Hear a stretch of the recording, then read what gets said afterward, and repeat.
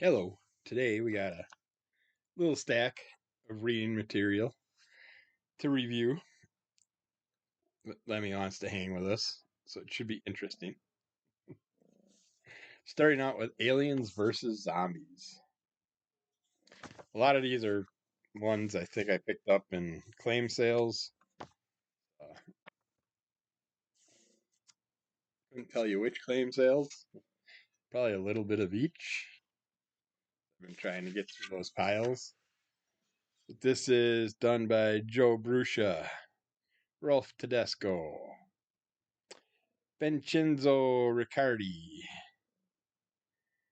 Grostietta, and Micah Myers and Ghost Glyph Studios. This is number 1 of 5. When a meteor carrying the zombie virus hits Earth, it triggers the potential end of mankind. The last chance for humanity is a spacecraft full of alien scientists. His ears have been bugging him. And I've been putting stuff in them. They don't seem to be getting much better. Which isn't a good thing. You might have to go back to the vet. You might have to go to the vet if you don't get your ears better. The last chance for humanity is a spacecraft full of alien scientists tasked with tracking the interstellar virus, one that has wiped out many other planets. What will happen when humans must team with the aliens to survive the zombie apocalypse? Well, all heck's gonna go happen. All hell's gonna break loose.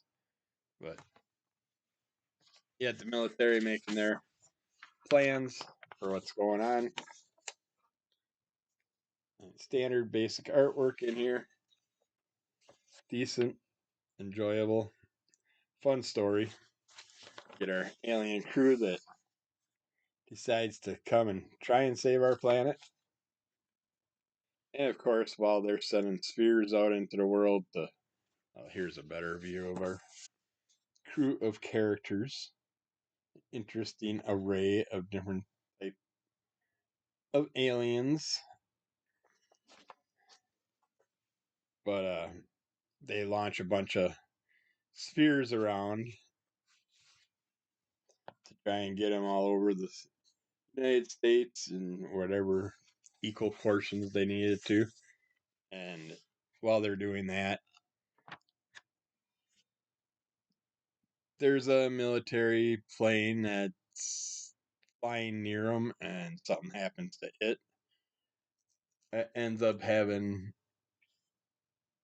where it ends up crashing into the spaceship, and our characters have to go down and deal with stuff, all the zombies and everything, in a different format, because just as they're getting ready to finalize the download for their spheres, which could help wipe out the zombie virus issue, uh, the ship gets destroyed and plummets to Earth, and uh, now we're gonna have to wait and see what else they're gonna be able to do. But I enjoyed this. The characters look fun. I don't know what is going to happen with this storyline. I am going to have to find the other 4 issues eventually, but yeah, it starts out with this green meteor that kind of like shoots this snot all over people, and then they all zombified from it. It's like lots of zombie snot. This, the past couple months, we're getting ready to do our Crimson Color Comic Club this weekend, and we're finally doing the group review of, well, 2 comics actually, Batman Full Moon, which I feel like I've had sitting off to the side for 2 months waiting to review. But it couldn't have been that long because I never got issue 2 yet. So issue 2 must be in this next box. And then the other one we're reviewing this week, I think will come out on. I think he puts them out on Wednesdays after we do them on Saturday, but he's been kind of like banking stuff and doing some weird posting stuff at different points. I'm not positive. Don't take my word for it. but I have put a ton of those Crimson Color Comic Club videos on my YouTube channel, so you can check those out there also. But the other one we are reviewing is Dawn of Decay issue 2, the Marvel Zombie issue that's going on, and that's also dealing with green slimy snot. Uh, because if you're not reading that run, Groot is the carrier of the virus, and he's got a cold, but yet he can't become zombified. So he's trying to get the Avengers to do what they can, but most of them are already zombified. I think Hulk and Groot are the only ones that aren't at the moment. But yeah, so lots of zombie snot out there this year. Actually, this thing I came out probably a couple of years ago from Xenoscope. Yeah, it looks like 2015. So that one's a while back. Next up, we got Disney's Darkwing Duck Negaduck, the black and white cover. I thought I picked up the first issue of this, but apparently not. I must have been thinking of, what is it, the Justice Ducks that I picked up. But this one's done by Jeff Parker, Jeff Eckelberry, Joshua Middleton. Oh, he did the main cover. Ciro Kingielosi. I think I did those names there right. But we have an enemy attacking the city. Negaduck's gonna do what he can. Save.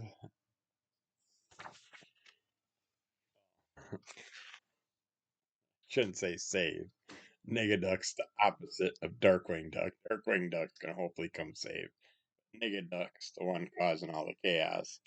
And he is not happy with Darkwing Duck as he finds the statue and stuff. Thinks about destroying it, but why destroy a statue that looks exactly like you? It's not colored, so you can't really tell the difference between Darkwing Duck and Negaduck. But got his little headquarters in a giant hippo type statue. And that's where Negaduck works out of, and he basically keeps coming up with plans, and every time he comes up with a plan to cause a bunch of chaos, someone else, like here the mole character, is taking over his giant, like a food.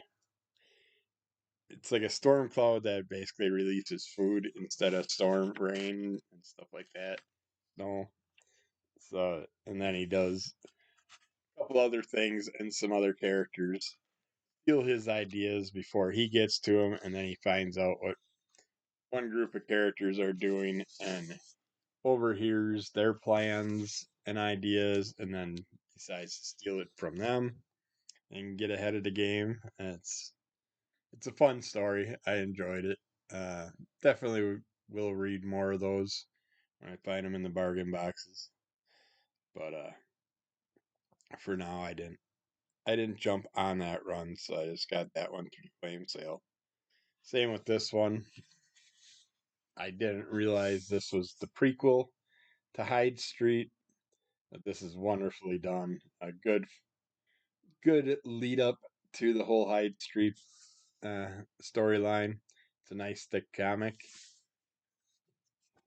I got it on $2 claim sale. I was very happy. But start out with someone noticing some new fat-free diet type store that's open, goes in and checks it out, and the lady at the counter talks her into trying Devour, and him and Han decides to try it, and we find out that basically, if you take this thing, you're gonna lose a ton of weight, but you also gotta eat a massive amount of food to keep yourself from dying. As you can see, the mother and grandmother of the character that's getting married that had some weight issues are already skinny to the bone, weird looking, freaky looking, and they're just giving their daughter all kinds of crap about her having to lose some pounds to fit into a thing. And we see some scary little mother daughter uh,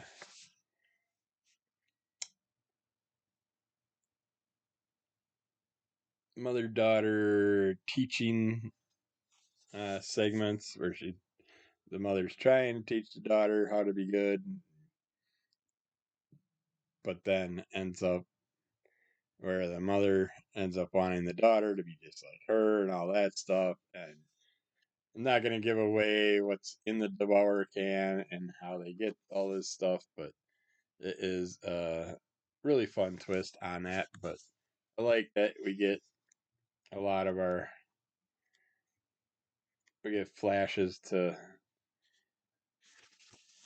our characters from Hyde Street, like the Boy Scout.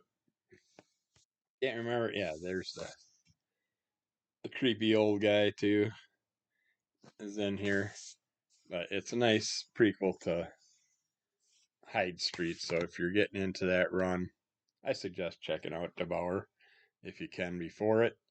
But if not, I've read issue 1 of Hyde Street so far, so that was fine with me. Uh, we got a sad sack world, giant sized. I started this for the Sunday comic reading, but only thing I found wrong was here Sad Sack's eyes were colored in and his sideburns and stuff. But other than that, the comic was in decent condition, holding together. But yeah, lots of fun, goofy, sad sack stories. Uh, got a character going out swimming while Sarge and Sad Sack are out fishing, and they end up hooking the guy while he's out swimming.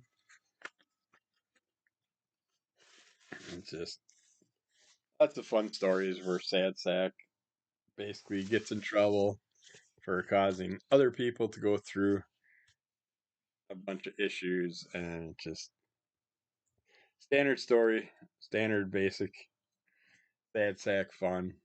Uh, Lots of goofy military comics, just pointing out the problems that Sad Sack can cause around him if anybody's nearby. But yeah, I got about 3/4 of the way through that on the read for the Sunday reading. I got interrupted, so I had to destroy that one. I didn't want to read it because it's a thickie, as Aaron would say. Uh, Psychotronic squirt gun. But I got a bunch of other ones, so I figured I'd just pick a different one to read for this week, and we'll see which one I decide. Haven't picked it yet, but I got Mickey Mouse, I got Sad Sack, I got some other ones laying around, so we'll see what I come up with. We have the complete run of 6 issues of We Kill Monsters. This is fun. It basically starts out where our characters are basically junkers, salvagers, uh, working on vehicles, and they go to a bar to see a girl that the one brother is into, but yet they're having relationship issues. And so they go to the bar, try and get things worked out. She kind of snaps on the secondary brother being there as a third wheel and all that. And he goes off and he's like, I'll take off. I'll get out of your way. And when he goes outside the bar, some things happen. And then we see this multi-eyed demon. And it starts out, when it first started out, I was thinking, looked a lot like the Hodag from in Rhinelander, Wisconsin, the Hodag character. But it does walk on two legs, unlike the Hodag. So they get attacked by it, and the one brother that's not in the relationship ends up getting his arm eaten. And all of a sudden, later on, his arm just starts oozing, and it's just a tore up mess. And then they kill a monster, and the monster's brain goo ends up healing the arm. The arm ends up growing into a big old creature claw. But throughout the story, they keep dealing with a variety of different monsters. And we have the girl that the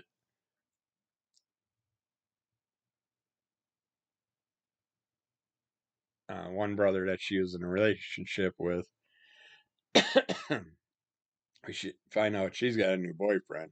That's why she didn't really want to get back to with the other brother. But then all this monster stuff happens, and she decides to hop in the vehicle and go with them monster hunting and hunt down the beast, another beast, and another beast. And as it happens each time, I mean, her father gets uh, killed by a beast, and that's why she jumps in and starts hunting with them. Wants to go along, see if she can find the beast and kill it. And as they do, hunt.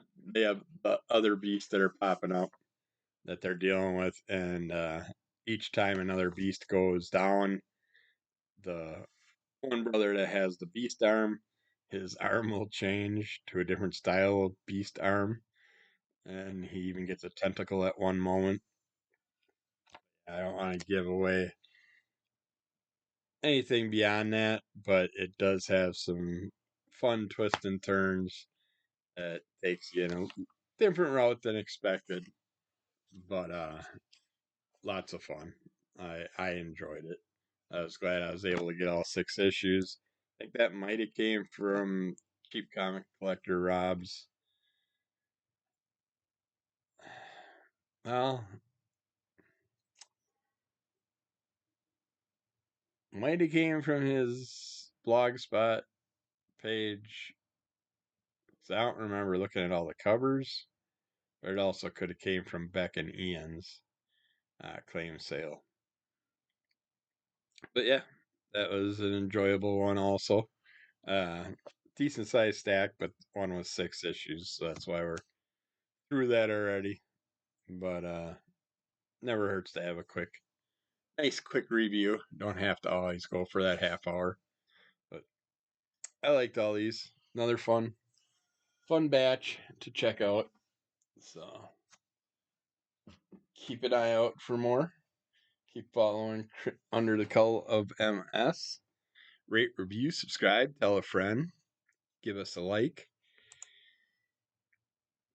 Throw some comments down in the comments section. It's always nice. I'll answer everything. And check out Crimson Colored Comic Club if you want to see our group podcast and see some of those things I was talking about that we'll be reviewing this week. So take care. We'll get back with more soon. And that's it, I guess.